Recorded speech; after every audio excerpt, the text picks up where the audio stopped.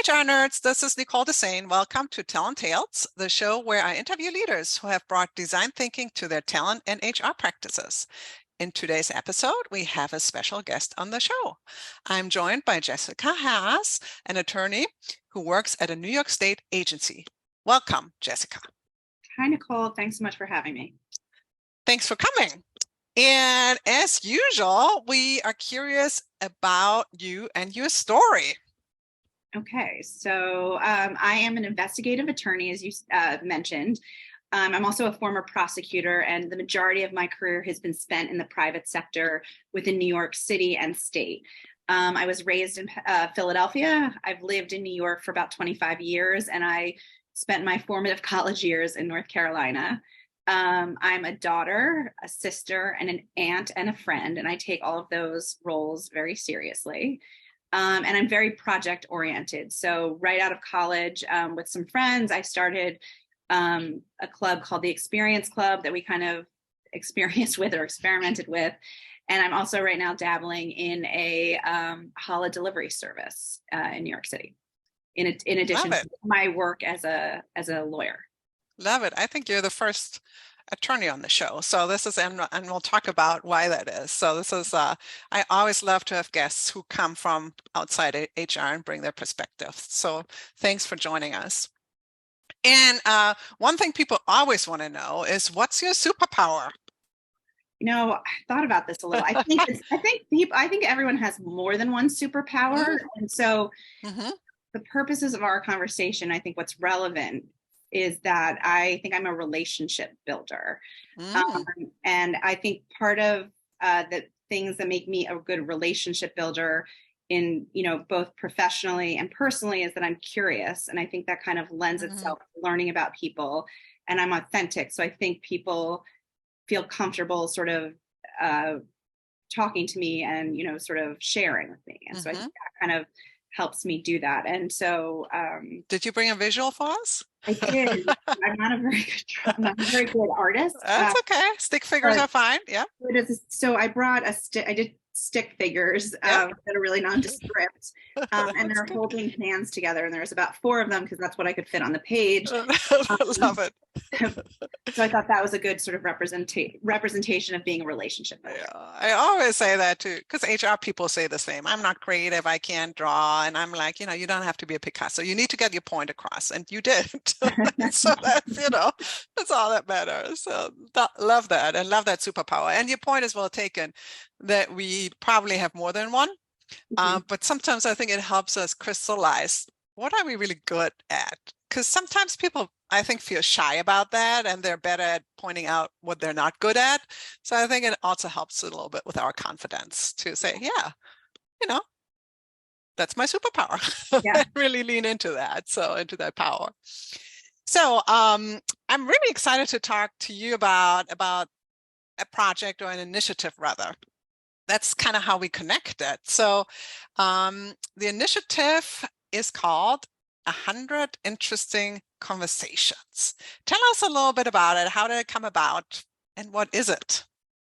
So it actually kind of was the idea, not specifically this idea, but was sort of floated to me by a professor that I had in college who I would say probably 10 or 15 years ago, I was at a bit of a professional crossroads, and I was talking to him sort of into mentor-mentee capacity. And he was just saying, like, look, sometimes you just have to have conversations and just sit people down and ask them like the nitty-gritty, like questions that, what does your day look like? What are the things you like? What are the things you don't? And just just ask questions and have conversations, and that will kind of start to put you on the right path, and at least give you other questions to ask and maybe help narrow the road a bit. And so that's always been in the back of my head, but I never actually took the advice 10 or 15 years ago. And then in the beginning of January 2022, I kind of found myself at another sort of professional and personal crossroads. And I saw on LinkedIn that a contact of mine, or an acquaintance of mine who also had the same professor, posted something on LinkedIn saying, I'm looking to have conversations about his he was working, I think, on a Web3 platform. And so he was looking for people in that space. And, I just kind of filed that away. I don't have anything to contribute on Web3, but I was like, oh, it's, reach out to him just to say hi. And then that same day I happened to have, was supposed to have coffee with a friend, and we shifted it to a Zoom call because it was kind of in the middle of the Omicron surge, and it was just kind of a safer situation. And it was kind of at the same day that I saw him posting about having conversations, and then having this conversation with a friend who is not a good friend of mine, but that's someone who was in the, I don't know, that I used to have some frequent contact with, but, because of the pandemic, I hadn't talked to in a while. And I just felt really energized by the conversation. I kind of realized that during the pandemic, my world felt like it got a lot smaller, as most everyone's did, I think. And that, I really missed kind of like the serendipitous relationships and conversations and moments in life that happen when you're just kind of going through the world as opposed to being stuck in your home. And I don't know, we talked about that in that conversation, everything from, recipes that she was like cooking to her newborn, to like different like job frustrations, and to like this interesting sort of startup that her husband was working on. And so I felt like it kind of fed my soul a little. And I was like, I'm going to do more of this. And a couple weeks later was actually my birthday. And I just kind of impulsively, said that I was going to have 100 interesting conversations this year. And I posted, instead of like doing the traditional, thanks everyone for my birthday, for reaching out on my birthday. I said, thank you, but I'm looking to have 100 interesting conversations this year. Here's a Calendly link, please sign up. And I think the only confines to, or boundaries I put on it, were that, to me, I defined what an interesting conversation was, and that it really had two elements. I had to learn something in the conversation, or feel like I was learning. And that didn't have to be like a big discovery, but it had to be sort of like something to open my world or open my eyes, and that there was some sort of connection formed or built. And so that was really the criteria. And I just had people sort of sign up. And I mean, candidly, I basically during the project, there were a lot of things that I kind of tweaked along the way, because I did this impulsively and I didn't really think through like how I wanted this to look, what, just the process of it, and the process of the actual conversations and such. And so I tweaked stuff along the way, but originally I was looking to do this in a year, and I realized that I was kind of sacrificing the quality for quantity. And so I'm probably a little more than a third of the way through the conversations, and have kind of taken off the timeline of it, and given a little more formality to it, or structure to it. So you've done about 30? Like a little under 40. So like probably 40. Like 30, I think 37 actually. So what has been your experience? So you've done it now about a year, or a little over a year, it sounds like. Yeah. So what's been your experience so far with the whole process? And then secondly, are there any stories that you can share anonymously, of course? Yeah, of course. I mean, I think process-wise, I stopped. I mean, I still have the Calendly link, and theoretically, I guess it's still on my LinkedIn somewhere if you find it. But I stopped kind of having the signups like that, just because, I don't know, I felt like I wanted to have a little more sort of agency in who I was selecting. And while all of those conversations were great, I honestly can't think of one that I didn't enjoy. I felt like I should have some sort of agency in it. So that was one of the things. And I struggle with that I did, because there were a lot of people that signed up that I wouldn't have thought to talk to. I have struggled or thought about, doing that again, sort of putting it out to like the virtual universe. So that was like one thing I've kind of changed. I formalized questions. So I also, started with like a free flow conversation, because I'm very cognizant of the fact that I'm a lawyer, and I want to try as much as possible for it not to feel like an interview or a deposition. I really want it to be a conversation. And for me, I think a conversation is a dialogue where both people are exchanging ideas and thoughts and questions. And so I didn't want there to be sort of formal questions that I was asking, but then I kind of added some questions at the end, where after there's been a free flow of exchange of ideas, so that I have some sort of consistency between all of these conversations. Because I think, after the first 15, I felt like there was no similar thread to it. And because the people who were signing up were from all random parts of my life, there was even less less threads of consistency between all of them. So I started to have like 5 to 6 questions that are all sort of at least similar. And what are the type of questions? So the questions I ask are things that I'm kind of curious about. I ask one question about kind of if people have a life plan, or if they had a life plan, if they stuck to it, and how they feel about how they stuck to it. I ask about happiness and people's like level of happiness, and have them sort of, I give them a scale and ask them to kind of where they fall in happiness. I ask people about like challenges in their own life and how they've confronted or navigated a challenging situation. I ask about people's relationship to parenthood, meaning they may have children and what was their process to kind of get there. And then also, if they're child free, what does that life look like and how do they find meaning and purpose? And then I have a question that I ask about like death and like how the concept of death plays into their life at all or impacts their daily life. I find that really interesting because those are not your typical small talk questions, right? And I think that's part of the intent, right? That you intentionally wanted to go beyond the surface level, right? And I'm just curious, of all those questions, is there one that you feel across all the conversations you've had has given you the biggest insights for yourself? Can you say that? Is there like a takeaway? I mean, I will say I thought at first, because I don't live by a life plan, so I was always kind of curious if people who had a life plan and lived by it, like, were they more content, or did their lives turn out differently than mine because that's how they live their life? But that actual question ends up not being that interesting. Like, it's not that it's not interesting, but it feels like the answer that I get is, what I would expect, I guess. And the happiness question, everyone seems to be the same level of happiness, but which obviously can't be the case. So that, again, is not, the question that I get the most impact from for me personally. Challenges in life is interesting, because a lot of people end up talking about like the death of a parent, and knock on wood, I have not lost a parent yet, so that does become a relevant question for me, or an interesting question to me, because it makes me think about things that I intentionally kind of choose not to think about. But the parenthood and death one are probably the most interesting and impactful for me.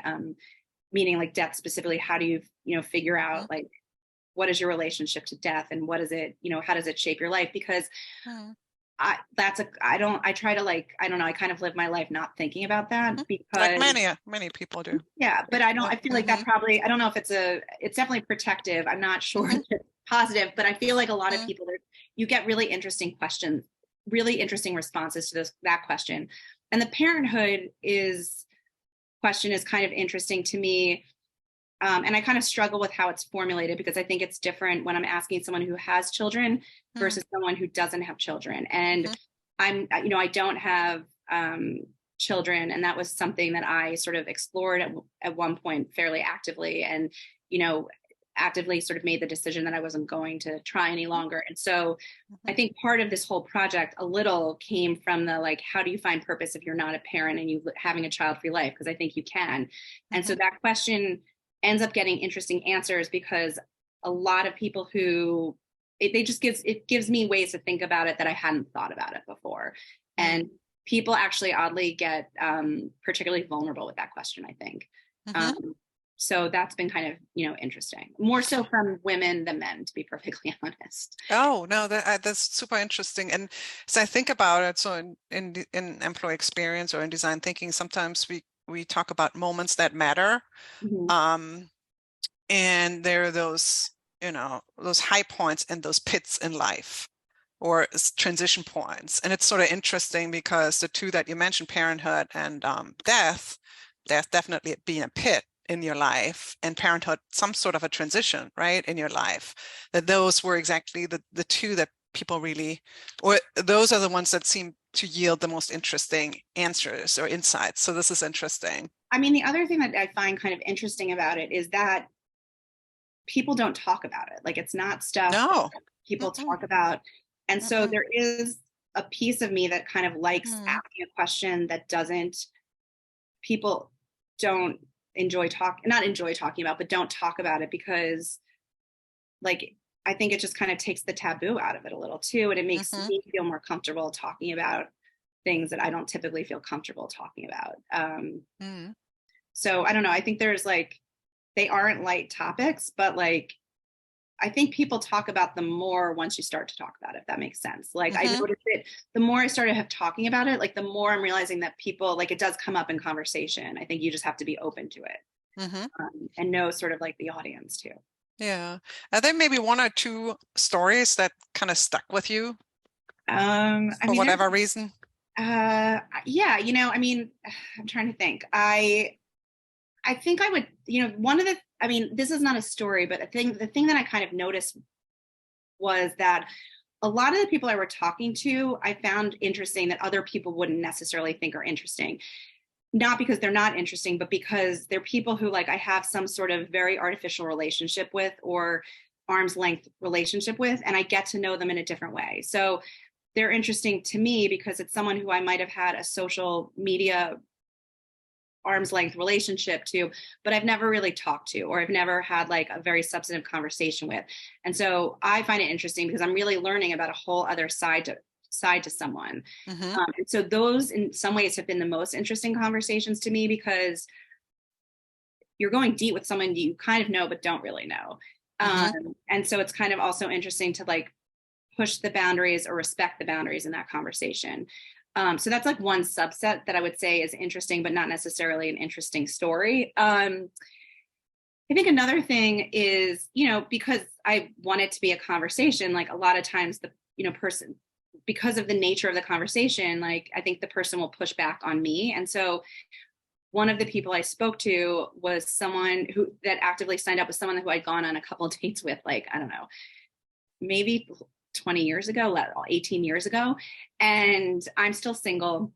They're married and they're happily married. But it was a very interesting conversation because during it, he was very pointed and said to me, like, why do you think you're still single? And I'm like, oh my God, this is the worst annoying question ever. And I kind of was like, okay, I gotta like answer this. And I answered it but like I felt like kind of put on the spot, but realized I'm putting him on the spot by asking, Mm, asking him questions, so I have to answer. And I also kind of felt like slightly judged because of like the way, where we had been and had dated very mm, lightly or not for very long, a mm-hmm. long time ago. And I realized that he actually had no like malintent with it. He was actually really just curious. Mm-hmm. I said, why, I think I put it back on him after, saying that I just don't think I've met the right person or the timing was right for anything. And I said, just out of curiosity, why did you ask me that? Or what prompted you to ask that? And he said, no, I just actually was really curious. Some people choose not to get married and don't want to get married or don't want to, be in a Mm-hmm. partnership. And I wasn't sure if that was the case. And then he went on to sort of explaining like his view of marriage and that there's like an 80-20 thing, that you're happy 80% of the time and not 20% of the time, and like about the different efforts levels of effort you put in. And I was like, wow, this is not what I was expecting. But it was like a very interesting exchange of ideas after I sort of was like, okay, I'm not being attacked here. Uh, I mean, I think other ones have been interesting because of the format in which they've taken place. So, I have a colleague and his wife, who I know fairly well, but became bird watchers during the pandemic. And so they were the first time I had a conversation with two people at the same time, and who I know fairly well, but not his wife, not that well. And we've had open conversations, but they took me bird watching, and our conversation took place over bird watching. And so I was learning something about bird watching and that this activity and subculture that exists in Central Park, and learning about like what sort of made them excited about it, and then also learning about them in the process.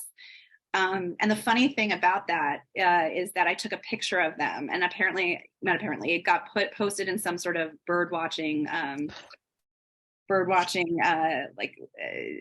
Enthusiast group. yeah, some sort of like a magazine, some sort of bird watching or some civic group. And he contacted me saying, like, my friend was like, do you mind if it gets posted there? I'm like, no, but can I get a photo credit? I was totally kidding. But I ended up having now a photo credit in a random bird watching publication because of it. So that was like an interesting takeaway. And then the other one that was kind of interesting, really quickly, I'm sorry if I'm like No, overstepping. no, uh, this is so interesting. was a friend of mine who was a very good friend of mine signed up. And I actually specifically had not reached out to like very close friends of mine because I didn't want there to, like I don't know. I mean, some people I have, but I've just been kind of cognizant of like, I don't know. I know them also pretty well. So for me to have these conversations, like I kind of know the answers to some of them. But one of my friends had reached out, and we had been at dinner the week before, and she was explaining to me how she believed, like to a group of people, that she believed in ghosts. And I kind of had a ridiculous not ridiculous, but probably a judgmental reaction to it. And I, was kind of, I didn't understand that. And, she ended up signing up 2 days later to have a conversation with me about her like belief in ghosts.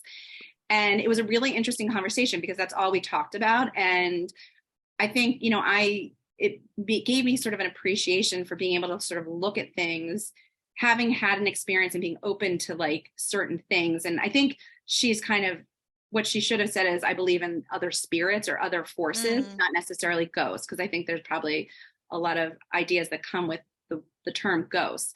But when she started to discuss it in terms of other spirits and other forces out there, I kind of appreciated it in a different sense. And while that's not something I necessarily agree with or have had experiences with, I kind of appreciate it now and be more open to like that sort of experience, I guess.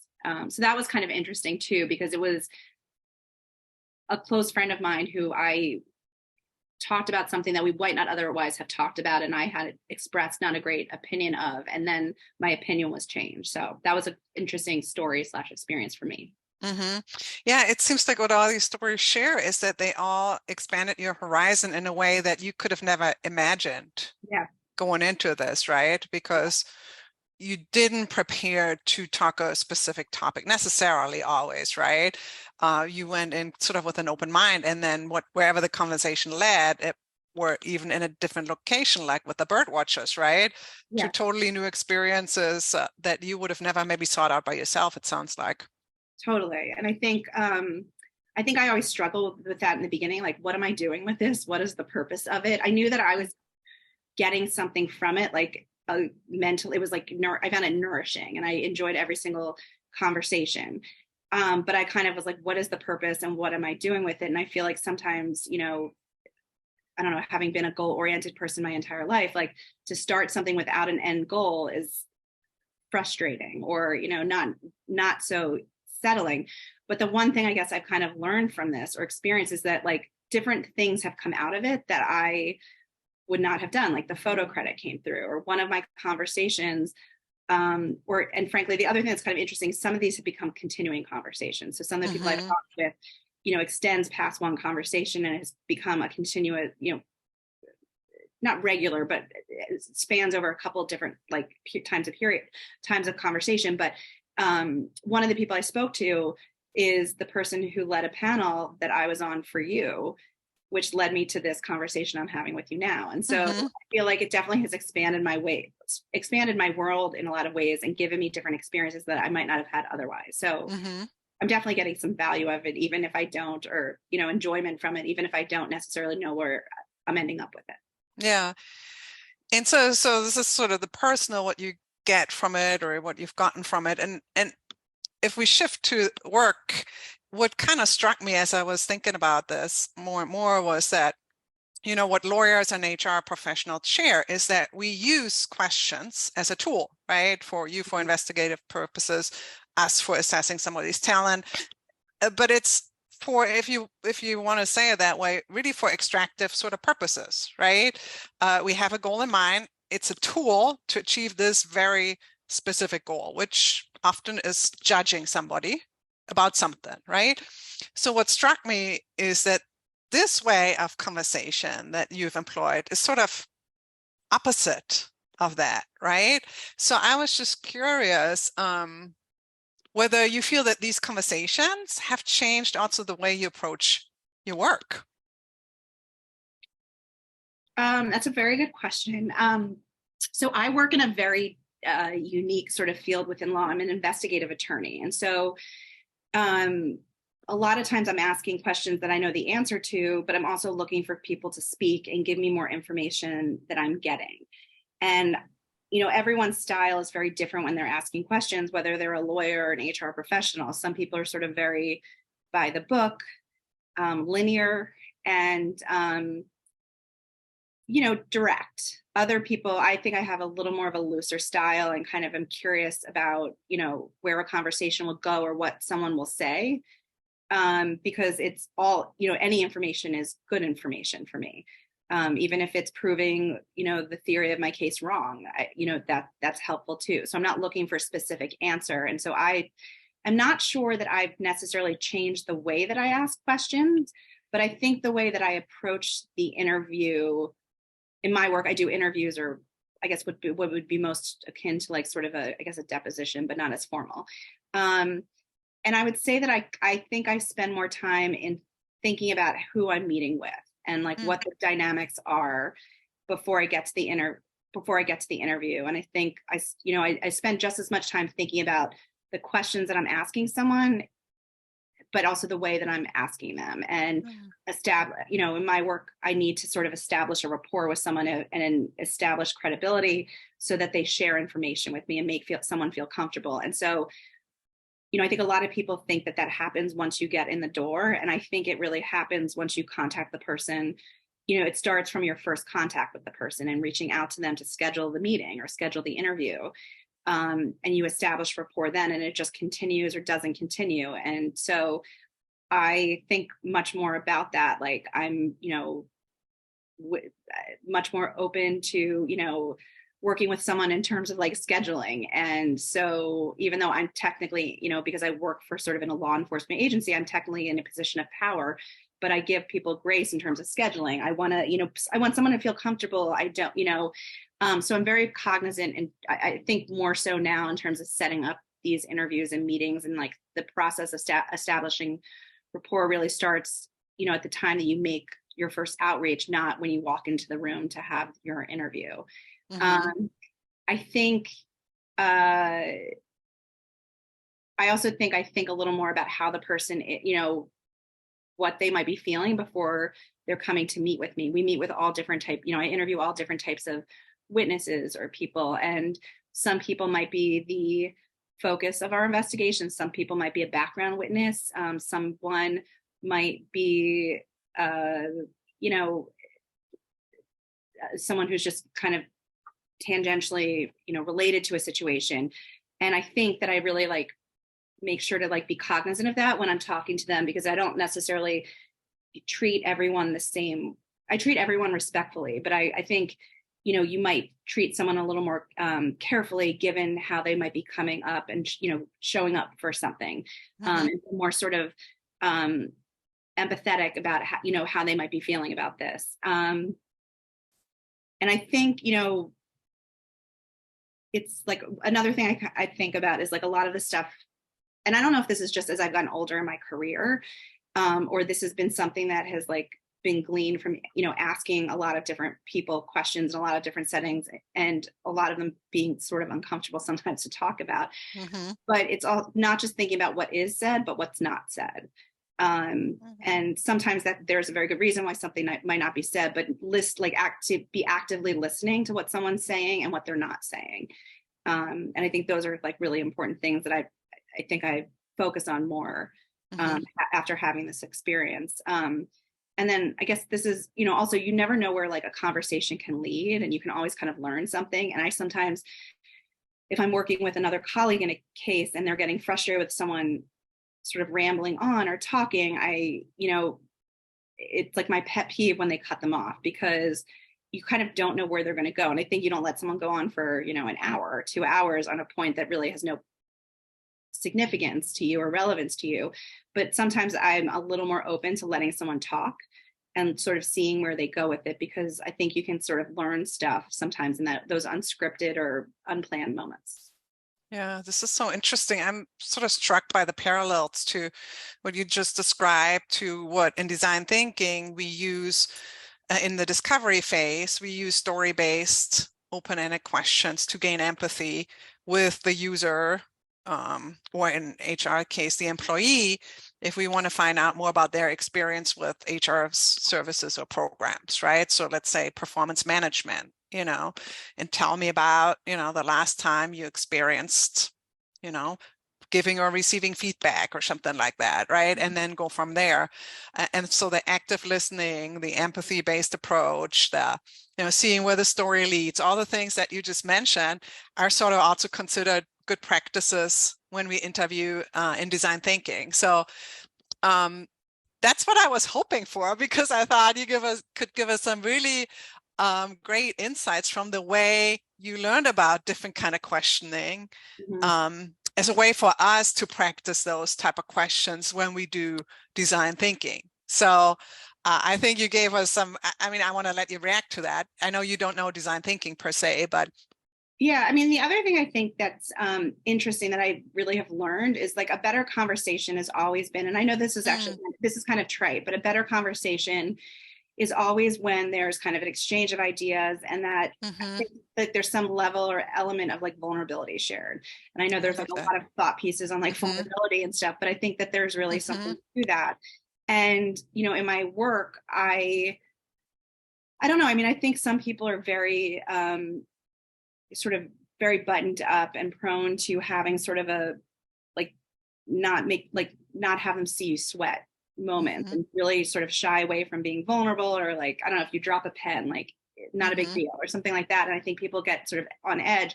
And I think like I'm much more sort of allow myself to be vulnerable in those moments, even if I'm coming to the table with the power, because like it doesn't change the situation, but it could change the dynamic and lead to like a better exchange of information or ideas than if like you're just operating like I have the power and the other person.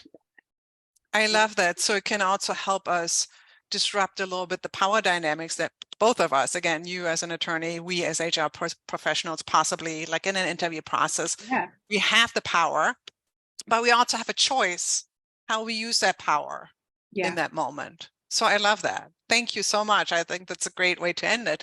We're not quite done, because at the end, I always give my guest a quote and let them react to it. Are you ready? Ready. Okay. Quote: questions enable us to forge an even stronger, deeper relationship with the people closest to us. And worth noting, in these polarizing times, questions can help us understand and begin to relate to those who see the world very differently. Unquote. Warren Berger. Yeah, I mean, I 100% agree. I would much rather have an interesting and thought-provoking and uncomfortable conversation with someone, even if they're close to me, because I think you get a better understanding of who they are, and they have a better understanding of who you are, even if the difference of opinion, even if there's a difference of opinion, as long as you can respect the fact that the other person has a difference in opinion. So I sort of encourage and embrace and don't shy away from difficult conversations or conflict, those types of conversations. So thank you. Thank you so much for joining us, and thanks everybody, and see you at a future Talent Tales. Bye. Bye. Thanks.